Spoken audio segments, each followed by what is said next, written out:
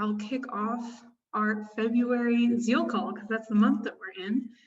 And just like all Zeal, I guess I should introduce myself for people who don't know. I'm Elena. I work at the Electric Coin Company, and then I host these monthly Zeal community calls. We invite experts from around the industry to talk about different topics or different trends that might be affecting privacy, cryptocurrency, internet freedom, and blockchain. So it's a big umbrella, and we're so lucky today to have guests from the Blockchain Association, and we're going to be talking specifically about crypto and regulation. But before we get into that, this is just my standard housekeeping announcements. We'll start with a welcome and some announcements. Then we'll get into the discussion with the Blockchain Association. And I have here Q&A, 10 minutes, but really these Zeal call discussions are pretty informal. We're all among friends here. So feel free to ask your questions in the chat throughout, and I can read your questions to our guests. And at the end, if we have time for discussion, we might be able to promote some people to panelists and have people share their perspective that way. So let's get into Zcash announcements. You might notice this colorful artwork that I found on the internet. It's courtesy of this Twitter handle called Just Zart. So shout out to Just Zart for collecting what seems to be a pretty large and diverse Zcash digital art collection. And I believe this piece was commissioned by the Night via Fiverr. So don't sleep on this. If you want your really cool Zcash art, it's not an NFT, I don't think, but you can get snark related NFTs and Zcash art all on the internet. That seems to be the trend these days. So I couldn't resist to put some Zcash art and make my announcements a little bit more colorful this month. So the quick takes from Zcash. From the last time we met in January, the Zcash Foundation named Jack Gavigan as executive director. So big congratulations to our friends at the Zcash Foundation. They also added a core protocol engineer, Alfredo. So we're thrilled to see that team growing. And I believe the Zcash Foundation and the Electric Coin Company are both hiring. So there's never been a better time to join the Zcash ecosystem. ECC, in case you missed it, has proposed an updated NUP timeline, and NUP stands for Network Upgrade Protocol, or Network Upgrade Process. So Zcash has several regular network upgrades about twice a year, not exactly, but just about. And the way that those network upgrades are rolled out is according to this NUP timeline. So if that's interesting to you, or if you want to learn more, check out our blog that we posted on that recently. ECC also has released an updated Zcash metrics page. This is supposed to be a one-stop shop where you can find the latest and greatest metrics on what's going on with the Zcash network, shielded adoption, shielded transactions, and different transaction counts across the different pools. Of course, this isn't the only metrics dashboard. There's also Zdash and a few others in the ecosystem. So if you have feedback, or if you have metrics that you want to see, or things that you think are missing, please don't hesitate to give us your feedback on that. And then lastly, don't forget to check out, or don't forget, if you're not aware, Gemini has released this really cool crypto education tool called Cryptopedia. It's kind of similar to Coinbase's Earn campaign, or Earn resources, except for you don't quite yet get money from watching them. But Zcash has 2 articles on the Gemini Cryptopedia portal. So check it out and let us know what you think. And then we have so many events coming up. We're just one event after the other this year, but they're all really good. They all touch on different aspects of the Zcash ecosystem. So we have Arborist calls this Thursday. That is a kind of like a protocol focused discussion. led by our head of engineering, Stephen. Paku, one of our wallet developers, is doing a Zcash tutorial at a conference called Hello Decentralization. The Gardening Club, which is kind of our open call specific for open source developers, that is the first week of March. And then we have our next Zeal call, because these happen monthly, at the end of March, March 30th. And the guests for those Zeal calls are Jan Zhu from Brave and Jay Graber from happening.net. Okay, so those are all of my announcements. And now I will hand it, or warmly introduce our friends from the Blockchain Association. I'll kind of tee you guys up, and then we can get into some of the topics, suggested topics that I put on this page. But the Blockchain Association, for people who might not be aware, is an association of blockchain industry leaders that advocates for policy and regulation so that this emerging industry can thrive, specifically in the United States. I'd love to hear kind of like a little bit of the origin story, but we can get to that when we get into the discussion. We're joined today by Kristin, Executive Director of the Blockchain Association, and Miller, the Policy Director. So thanks guys for joining us. Yeah, no, thanks for inviting us. Super excited to be here. And maybe we'll start a little bit with our origin story. I do see several of our electric coin company friends on the call, which is fantastic. ECC was one of the founding members of the Blockchain Association when it was founded 2.5 years ago. For those of you who aren't familiar with us, you might be familiar with Coin Center. Coin Center is a huge friend of Blockchain Association, and we work very closely with them. But we are distinct, and Coin Center was actually pretty helpful in getting the Blockchain Association together, because what makes us different is Coin Center represents the technology and what is best sort of for the ecosystem and sort of the individual, and they're independent. So when they come up with a position on a public policy issue, it is the thinking of the team at Coin Center that comes up with that.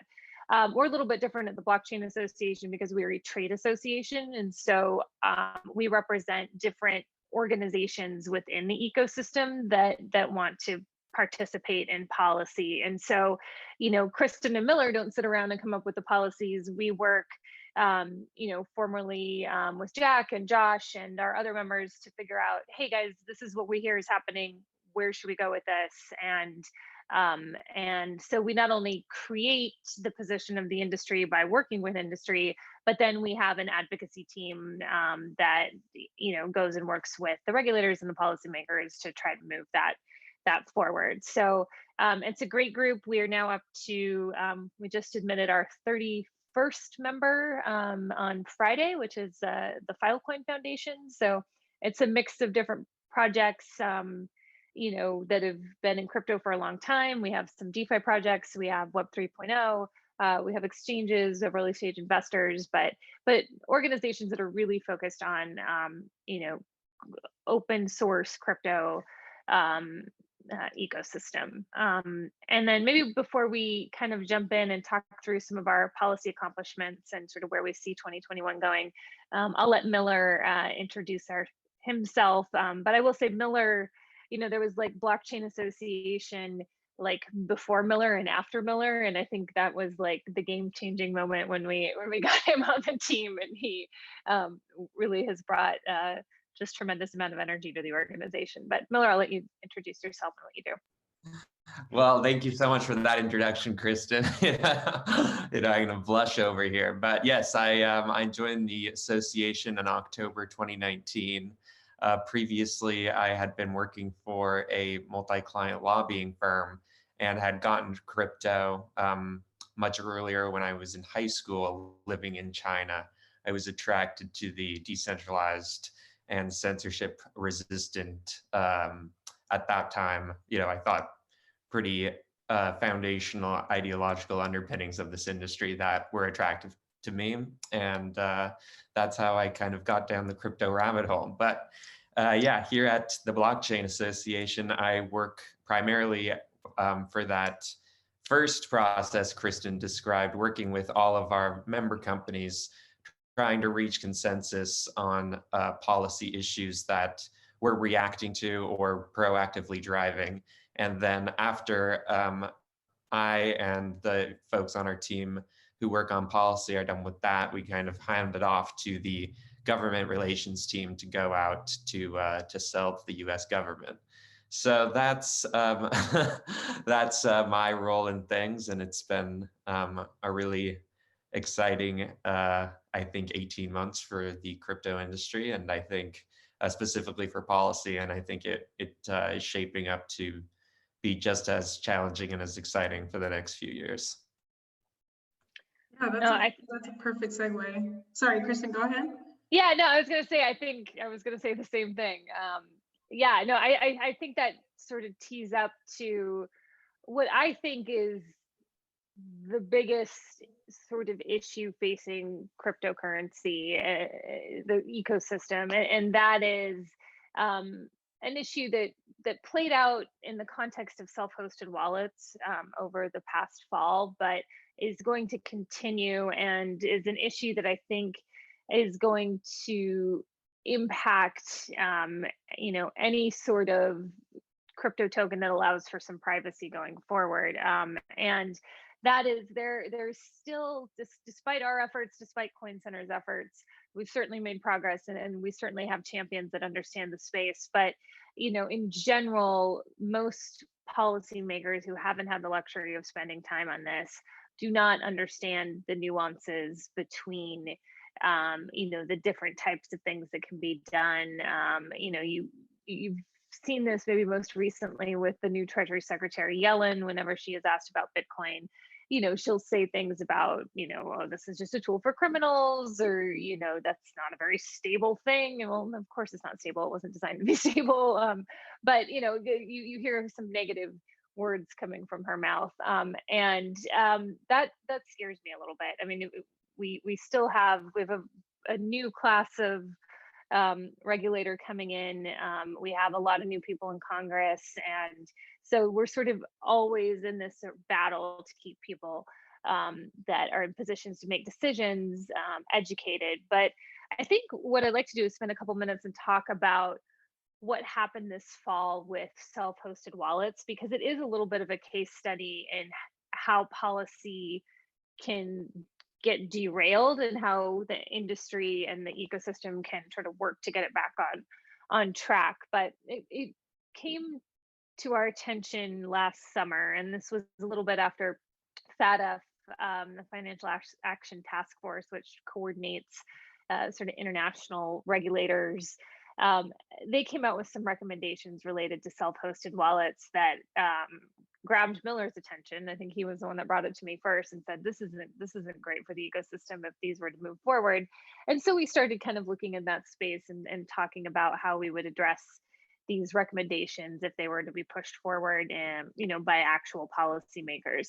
But around that time, it became clear to us that the former Treasury Secretary, Steven Mnuchin, was sort of hell-bent on reining in crypto. And the reason for this was he only saw it as a tool for criminals and having no other value. I mean, obviously, all of us that work in this space see so many amazing applications that are happening that we would never kind of question this. But his entire premise was wrong, and he wanted to do whatever he could to stop it.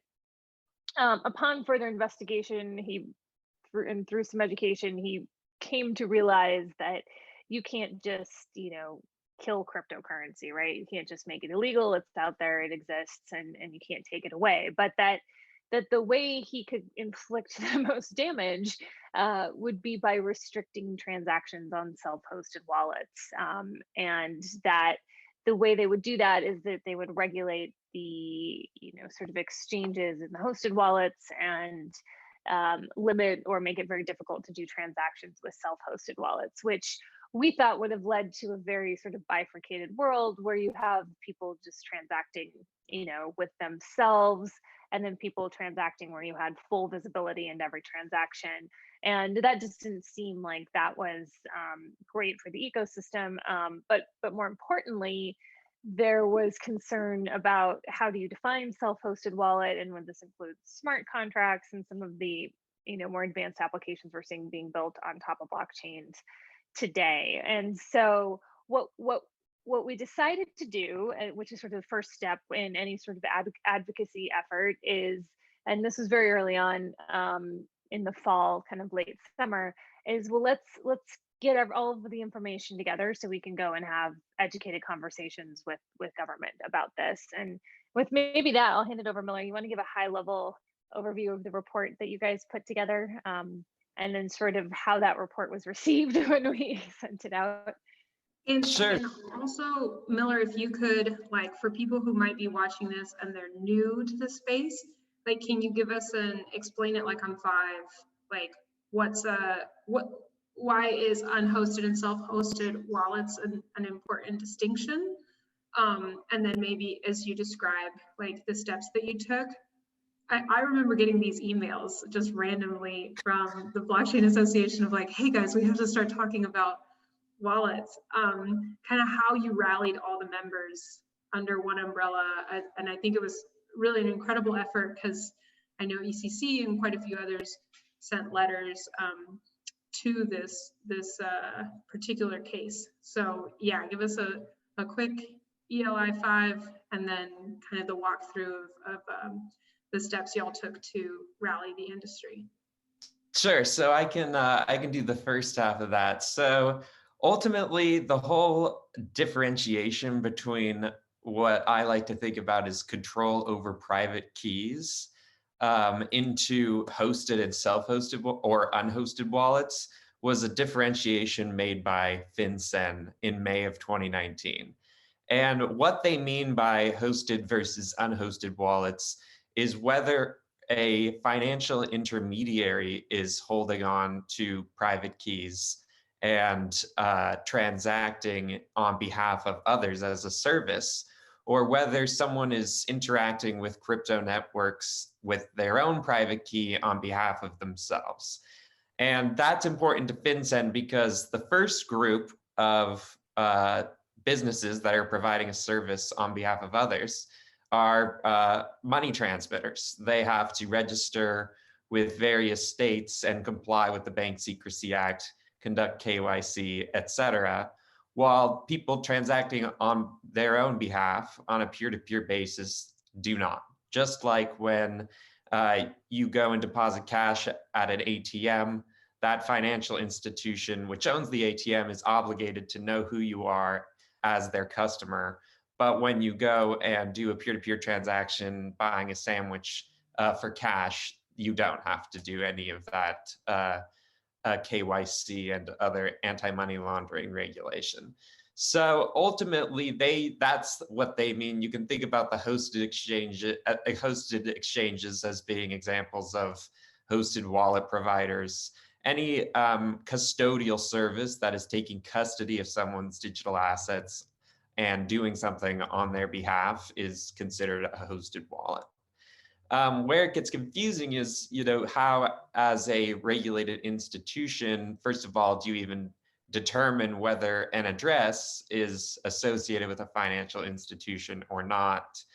And, I think in addition to the concerns that Kristin highlighted for cryptocurrencies with transparent blockchains, associating a name with a public crypto address allows, in this instance, a government or a hacker, et cetera, an omniscient view of someone's entire financial transaction history, which, as we know, the vast majority of cryptocurrencies do have these transparent features that would make that, I think, extremely problematic.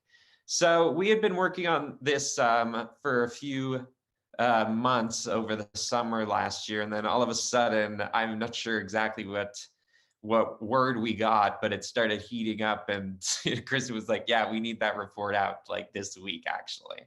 So we published a report that essentially laid out what is the association's position on on KYCing self-hosted wallets, or placing restrictions on the interaction of wallets hosted by financial institutions and those who are self-custodying their assets with their own private keys in their own wallet, whether it's a MetaMask in your browser or a piece of paper under your bed with your private key.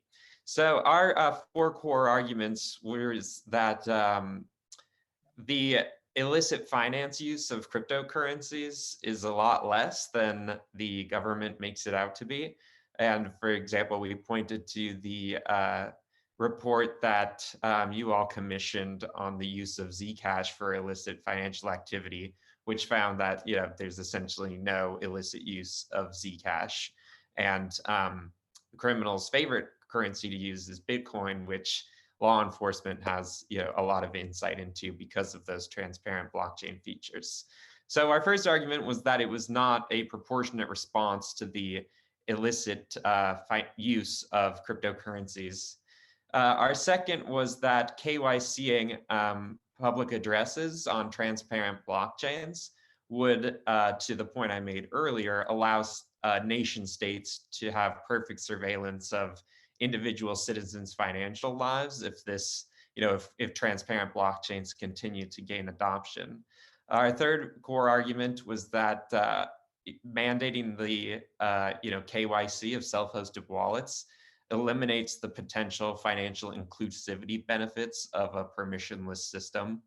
And finally, that right now, while the primary use case of distributed networks, distributed computing networks, is for payments and other financial transactions, we, to the Web 3.0 applications, the things like, the Filecoin network, we don't really know where the, real mass use cases of distributed networks are going to be. And, I think back to just after the 2017 kind of quote unquote ICO boom, there was no such thing as governance tokens at that time. And if we had created or regulated to the specific use cases of cryptocurrencies at that time, it wouldn't, the regulation wouldn't have adapted well to the developments in cryptocurrencies over the last few years. Now imagine, what are distributed networks applications going to be in 2030? We have no idea. So if we're going to, we think it would be misguided to apply payments regulation writ large to this ecosystem that isn't exclusively used for payments, and in the future might not be used for payments at all. One of the things that Kristin was mentioning earlier too is that like Steve Mnuchin almost wanted to make an example out of crypto, or like kind of take something and then kind of put this industry in its place, or show you, kind of put it in a box. And with the wallets case study in particular, the regulation just kind of feels way too similar to what we're seeing or what I've seen in other regimes, where if, in Venezuela, all miners need to set up and become part of a mining directory, or I think in other countries, like you have to kind of self-identify or register into this huge national roster of like crypto users, because what are you going to be doing with crypto? It's definitely not money, or it's definitely nefarious. So I think that association, that negative association that Kristin was talking about earlier, is something that we need to shake off quickly so that we can get neutral, unbiased, and fair regulatory environments, so that these industries and businesses can thrive. And if somebody's trying to make an example out of you, it doesn't really feel like neutral or fair, or it doesn't seem like that environment. It also makes me think a little bit about kind of what you're seeing on the Hill with policymakers trying to put the cat back in the bag with big tech platforms. Do you feel like crypto is maybe inheriting some of the bad juju that like the FANG kind of players of the world have like brought on. Do you see that, or do you think people are seeing them as two totally different categories entirely?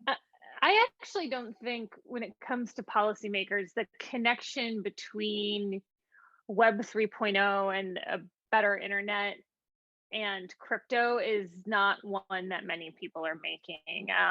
In fact, early on, a lot of our message was focused on that because there was such like animus towards these big internet companies, and we got thrown for a loop when Facebook came out with Libra because that was just so confusing when they were like, oh, now these companies are into crypto too, and there was a lot we had to sort out there. And I think we actually did a pretty good job of saying crypto is different than Facebook's Libra, but the argument that crypto networks are the solution to big tech is not one that is yet there, but that's one that we're hoping is going to, in 2021 will be hopefully a message that we can get out to more of those to more of that community. But I maybe want to go back because somebody was asking a question earlier in the chat.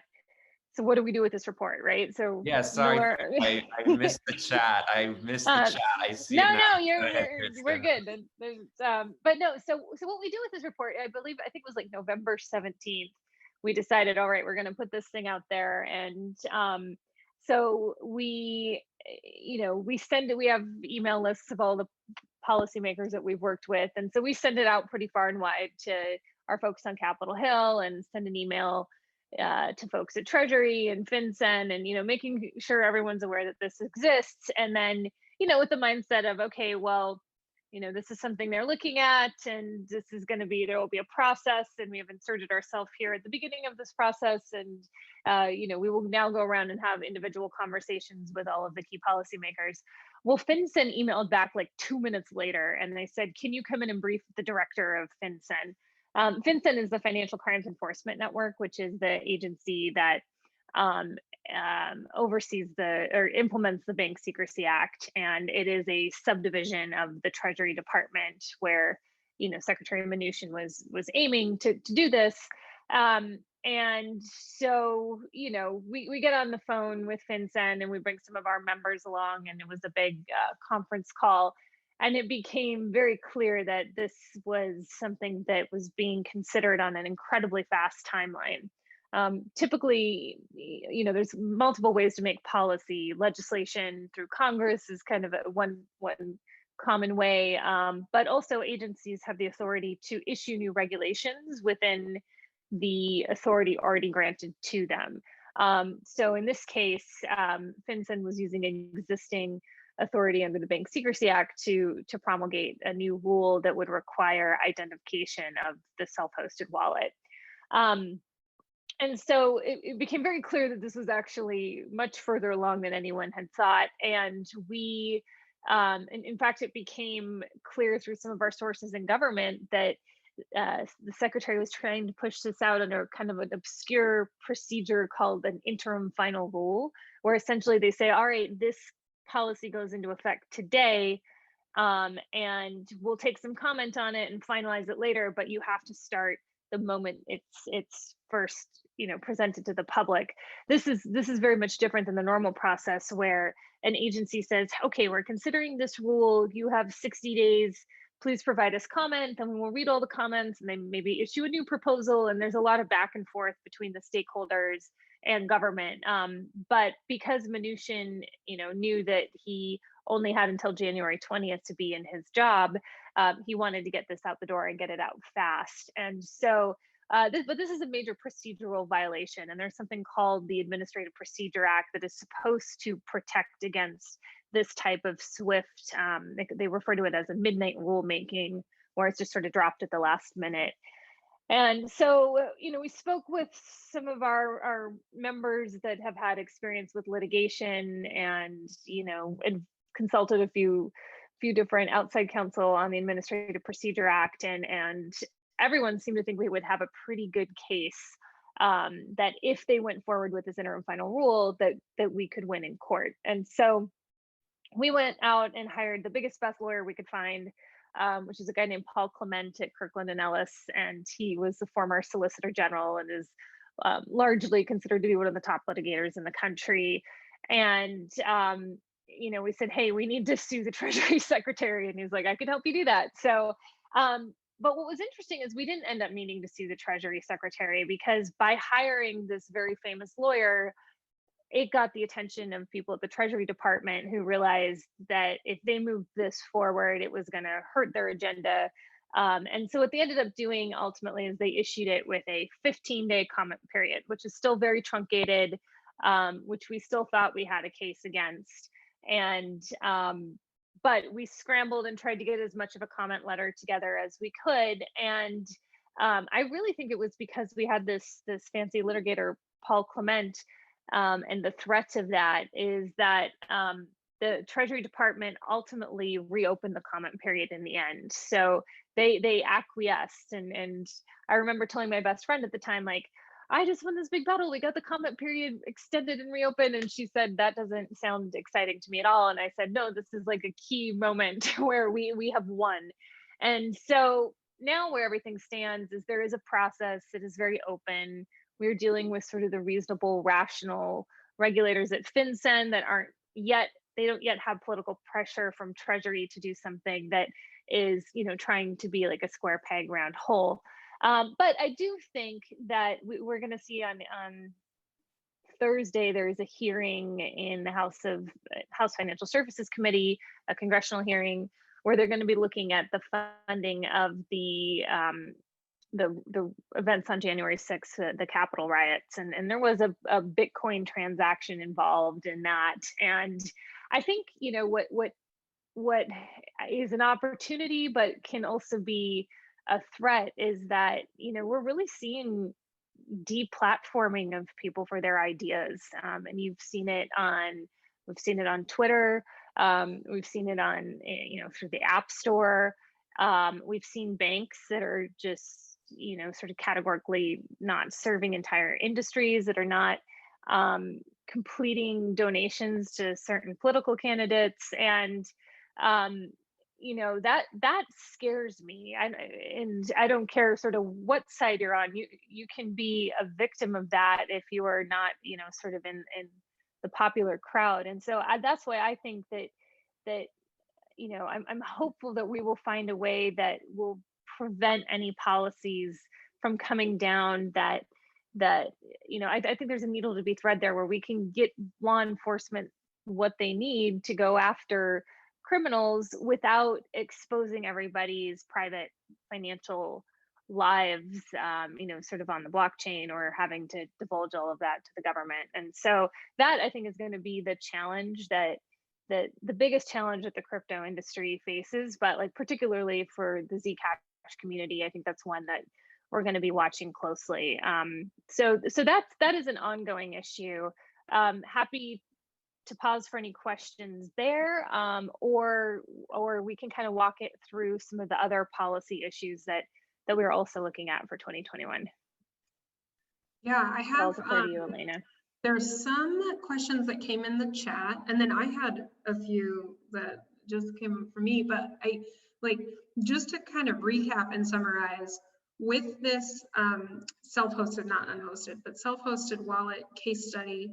I think it's not an exaggeration to say this was kind of a really successful time that the industry, through leadership with the Blockchain Association and others, kind of like showed force and proved to be like, you need to take us seriously. We're a legitimate industry. We have big bad lawyers on our side, but we also have a very legitimate technology that we're developing that has like serious implications for innovation, the competitive advantage of the country. So I think like for people who might not be so familiar with cryptocurrencies and regulations, definitely spend some time and go over what self-hosted wallet, what this case study means, because I think is kind of remarkable that the Blockchain Association started 2.5 years ago, and in such a short period of time, we've been able to accomplish kind of this big milestone and not be kind of run Yeah. over. So what we can do today is we know how to stop things, right? And that was through working with Coin Center. Like we had a great plan with Coin Center. Like we were going to be like, all right, blockchain association, we have the procedural arguments to stop this thing. But if we were going to fail, they actually had like a First and Fourth Amendment constitutional case that they were going to bring in the event that our case failed, and we had a great plan there. It was also the community that was super active. Crypto Twitter, yeah. Crypto Twitter. We had our friends at Fight for the Future put up a great website called stopfinancialsurveillance.org, and you could go in and fill out a form letter, and that would be registered with FinCEN. And there are thousands of comments filed. It was very unlike a typical sort of FinCEN rulemaking, which is usually just kind of in the weeds and something that financial institutions care about. We had a lot of individuals that stepped up and wrote in, and the industry, I thought, worked together incredibly well. So the good news is when there's a crisis, the industry knows how to come together and with the community and stop it. What we don't quite have yet, and I think it's just really like a resource size issue, is it's really hard to get positive action. I think we're in a good position to stop negative things, but to actually proactively say, hey, let's affirmatively get this good policy going. There are still a lot of steps and a tremendous amount of education, but at least we can do the first. So that's an important thing to be able to do. We have 3 questions that I've seen, maybe a few more come into the chat. I put it on this slide just so we can kind of give people an idea of like what were the big headlines last year or even the beginning of this year. And some of these headlines can be the answers to some of the questions that people ask. So I'll read them. I'll read out like what we have on the screen, and then I'll read out some of the questions in the chat and then hand it over to both of you. So for regulatory headlines, it certainly wasn't all about wallets. There were other things that came up. The OCC, which I think is Office of Currency Control or something to that effect. Office of the Controller of the Currency, yes. Okay, yes, yeah. People are controlling coins. They released an interpretive letter 1174, which sounds like jargon because it is, but basically this was the thing that like now banks can use stable coins. Kristin and Miller will tell us why that's a big deal. There's the SEC lawsuit against Ripple. SEC was one of the big major players in the 2017 ICO boom, if you were around back then. And here they are again. So maybe Kristin and Miller, you can give us some context as to why now and why Ripple. And then Chris Brummer, who I believe was like the DC Blockchain Week organizer, and also a prominent faculty member at Georgetown, seems to be Biden's top pick for head of the CFTC. That might be a little bit of an old headline, but that's what I saw. And then any headlines around financial privacy. I put that sometimes these conversations can boil down to like acronym soup. So I put a few of the regulatory bodies up there for people who might have questions. And then last but not least, okay, so now I'm going to go to the audience questions. I believe somebody asked, who in your opinion is the most well-informed cryptocurrency expert in Congress? That's one of the questions. Do you want me to rattle them off, or do you want to take them one by one? Yeah, we could take them one by one. Well, I mean, I think one is this picture you have here of Cynthia Lummis with couldn't help it. It's her laser eyes. Yeah, she is, I think, by far our most educated senator, if not member of Congress. There are a couple others in the House that I think are pretty good, including Tom Emmer, who knows a lot about this space, probably is number one. But yeah, Lummis is new to the Senate. She was in the House before, but her, home state of Wyoming has been very forward-looking on crypto policy, and she herself has been holding Bitcoin, I think, back since 2012, I believe. So yeah, and she loves crypto Twitter, and has been incredibly well received there. And so I think it's fantastic to have her there. I think there's some pros and cons of having her there, but the pros definitely outweigh the cons. The cons would be that I think for she's sort of a libertarian Republican. We are in a Democratic controlled Washington, right? With the Democrats have the White House, the House of Representatives, and the Senate. And so when the only one in the United States Senate who's talking about this is sort of a libertarian Republican, it can be off-putting, I think, to some of those in power. But she has a very strong personality and is on the floor of the Senate talking to her colleagues about Bitcoin. I mean, it's kind of amazing. And the good news is that if some type of legislation were to get moving that would be bad for the industry, she's the type of person that would filibuster on this floor of the Senate in order to stop it. So I think having her there is that, not just as a backstop, but as I said before, as somebody who's going around and talking about it is a great thing. This might be unrelated, but it kind of reminds me of the other recent non-crypto, but like financial related headline that brought together strange bedfellows was the GameStonk thing. And so like, I think maybe crypto can be the thing that brings people from different sides of the aisle. Like maybe that could be our like hope for 2021. It's like the big kumbaya cuddle puddle between different people. But it does seem to me that these examples of kind of like how broken our financial system can be and how that's exacerbated by these giant tech tools that we've built is bringing people from seemingly disparate ideologies or camps, bringing them kind of like closer together than they would have imagined. So if it could happen in GameStop, maybe it can happen in crypto. One of the other questions that people asked, I just put them in the chat. What do you think is the most motivating analogy or narrative to convince new politicians of the need for privacy in cryptocurrencies? That is a great question. Yeah, so I actually think it depends on who you're talking to. So, if you're talking to sort of your rank and file Republican, sort of pro-business Republican, right?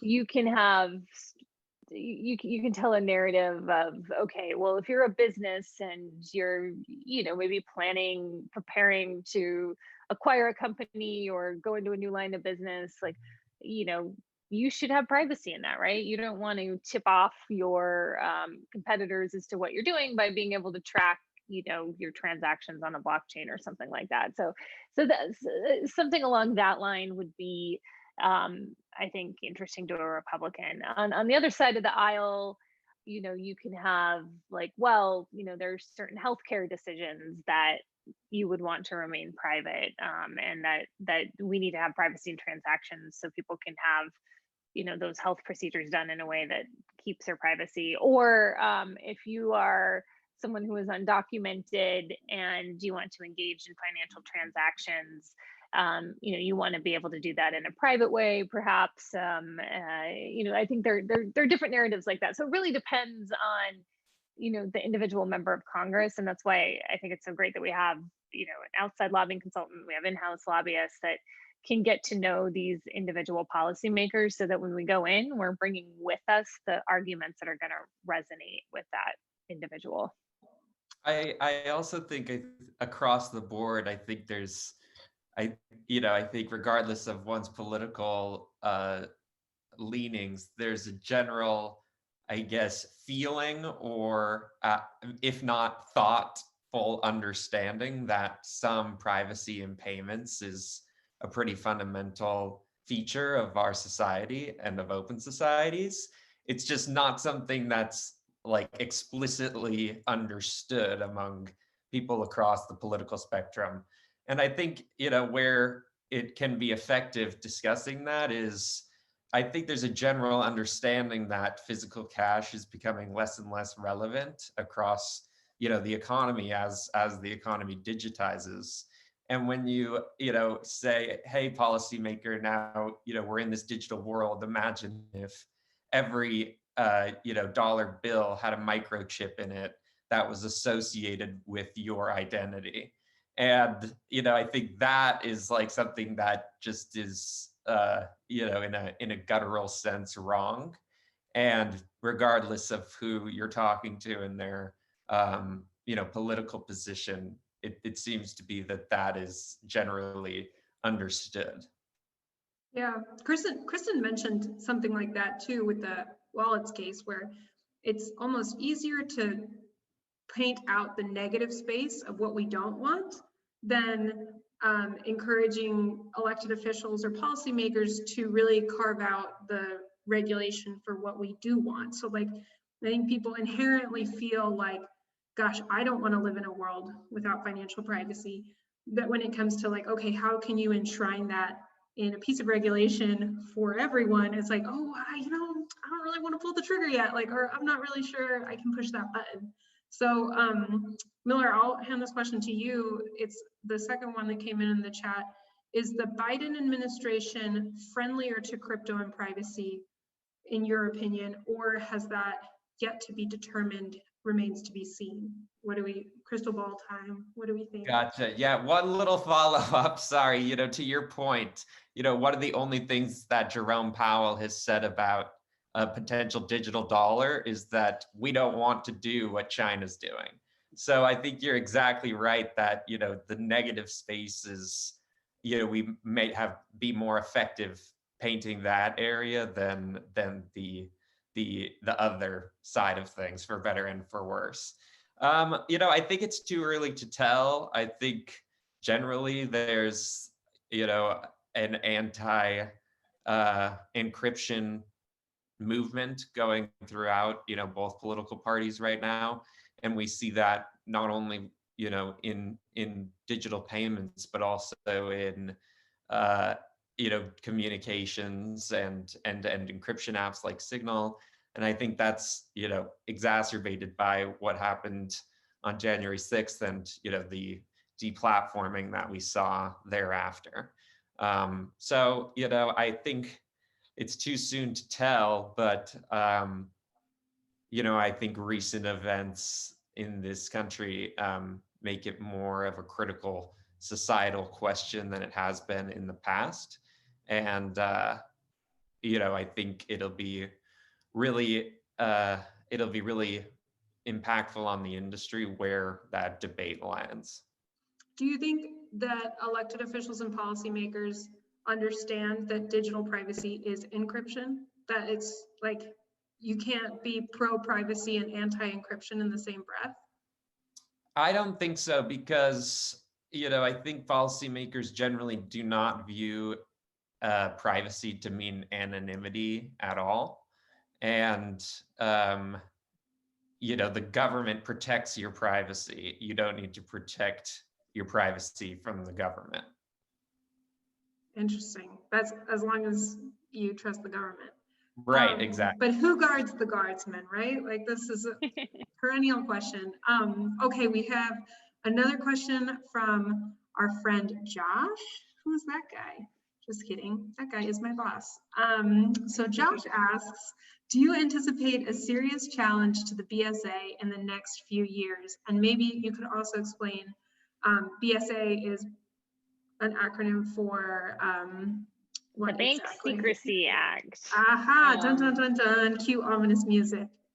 Oh yeah, and Miller might have something to add. I know that there have been a lot of people that are trying to look at sort of the constitutionality of the Bank Secrecy Act, because and I'm not a lawyer, let alone a constitutional lawyer, but they, what the government has done is they have turned financial institutions into the ones that are going out and doing their bidding when it comes to tracking, money laundering and other sort of illicit financial activity. And it's a pretty big overreach, but it's been around since, for decades now.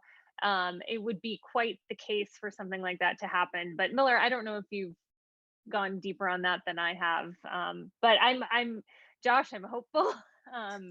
But Yeah, I think a lot of people want to. I think, I think it'll be challenged regardless, in that I don't think it's going to be effective in any meaningful sense in, in the cryptocurrency ecosystem. So if, we consider that a challenge to it, I definitely think it will be its usefulness and its utility, which was, as we all know, extremely limited in the traditional financial system, I think is going to be even more limited in the crypto ecosystem. And we're going to have to figure something else out. So, yeah, unclear, remains to be seen if there will be a big serious challenge, but there's certainly, as you guys have mentioned, an appetite for it. Y'all, 55 minutes just flies by. It's incredible. This has been so fun. We have of course, the closer you get to ending the webinar, the better and longer the questions become. And so we have a few rapid fire questions in the chat. I'll rattle those off, and then maybe we can go 5 minutes over if needed for these midnight questions that have come in. Well, and I have a hard stop at 2, but Miller might be able to stay on. Okay, noted. So I'll rattle these off one after the other, and then we can wrap things up so that you can jump off, Kristin. So Nate asked, which policy defining institutions explicitly name financial privacy as an important feature? Does FinCEN explicitly safeguard privacy in its mission? And then another question is, do you believe it's a good idea to incorporate a crypto service-based startup in the US, or do you think other countries are better, friendlier for incorporating crypto-based services? And then the last question, under the wire, what are some notable contrasts across the globe with other countries and jurisdictions related to digital financial privacy? Europe comes to mind for that question. Yeah, no, I mean, I think maybe I'll start with the middle one. I still think it's generally probably, you would obviously want to talk to counsel about where to launch a startup, but I generally think that being in the US is the best place to be, because there's fairly middle ground policies. There's not quite as much clarity as we'd like, but you can navigate the process here.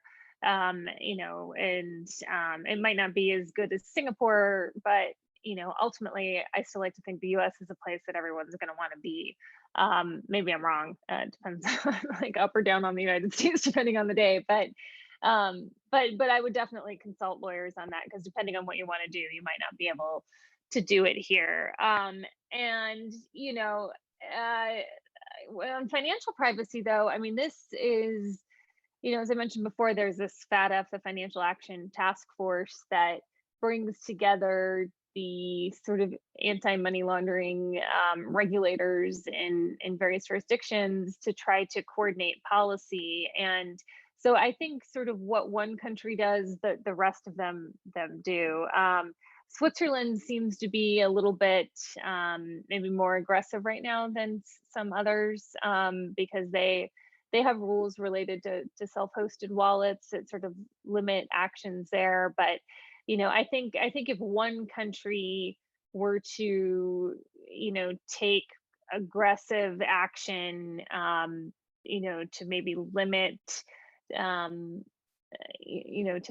to place limits on financial privacy, I think others would be fairly compelled to follow. But Miller might feel differently. And maybe with that, I will hop off, because I do need to dial into this 2 o'clock. But thank you all so much. This has been really great, and you're in good hands with Miller. He knows more than I do anyway. So thank you so much for joining us, Kristin. And great. Miller, is it okay for you to stay 5 minutes longer? Yeah, definitely. Okay, no pressure. But the only thing I would add is, I think we're on the day-to-day here in the United States, so we're I think with a little perspective, U.S. financial regulators tend to be a bit more, at least, cognizant of financial privacy concerns than international regulators. So, as we think we have this awful battle here, but I think for the most part, U.S. financial regulators compared to other, nation states financial regulators, so the sample pool is pretty biased, tend to be more cognizant of financial privacy concerns than their foreign counterparts.